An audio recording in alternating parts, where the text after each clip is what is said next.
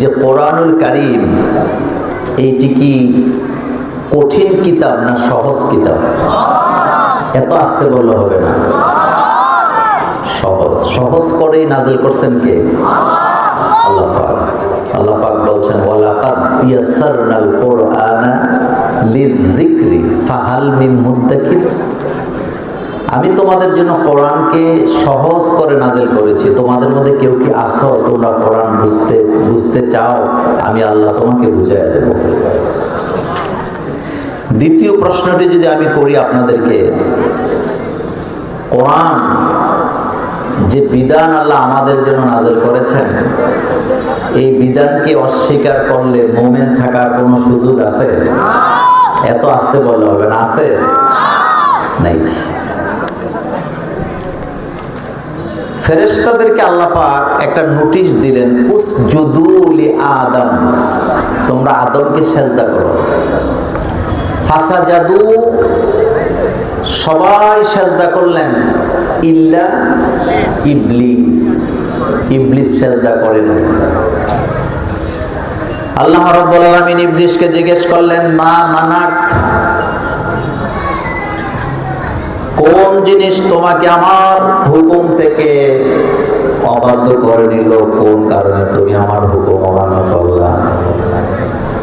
সে গর্ব করে অহংকার করে জবাব দিলেন, খলাকতানি মিন নার ওয়া খলাকতাহু মিন তিন। তুমি আমারে বানাইছো আগুন দিয়া, আদমরে বানাইছো মাটি দিয়া। আনা খায়রুম মিনহু, আমি তার চাইতে অনেক ভালো, উত্তম। এই কথা বলার কারণে আল্লাহ পাক বললেন আবা ওয়াস্তাকবারা, সে আমার হুকুমকে অমান্য করলেন। অহংকার করার কারণে শয়তানের গলায় চিরদিনের জন্য লানতের জিনজির পরায় দিয়েছেন কে? আমার কলেজার ভাইয়ারা, ইবলিস যদি একটা হুকুম অমান্য করার কারণে কাফের হয়ে যেতে পারে, ইবলিস যদি একটা হুকুম অমান্য করার কারণে লানতের জিনজির নিয়ে কিয়ামত পর্যন্ত ঘোরা লাগে, চিরস্থায়ী জাহান্নামে হওয়া লাগে,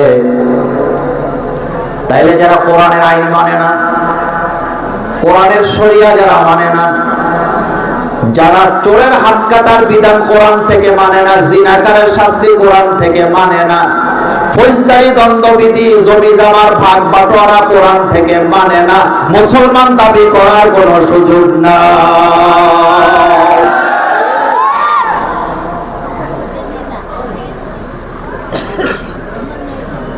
আমাদের মুরব্বীরা একটা কথা বলেন, যেমন কর্ম তেমন ফল।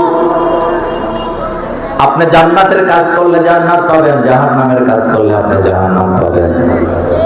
এই কথা বললেন না আল্লাহ। কবি কি সুন্দর করে বলেছেন, জৈসা কারে ऐसा ভারে না মানে তো কারকে দেখ, জৈসা কারে ऐसा ভারে না মানে তো কারকে দেখ, জান্নাত দুজক হক হয় না মানে তু মরকে দেখ। তুমি যেমন কর্ম করবা ফলটাও তেমন পাবা। যদি তুমি না মানো, করে দেখো, জান্নাত তৈরি আছে, জাহান্নামও তৈরি আছে। যদি বিশ্বাস না করো, তুমি মরে দেখো। কিন্তু সমস্যা হলো, একবার মরলে দ্বিতীয়বার ফেরত আসার আর কোনো সুযোগ নেই।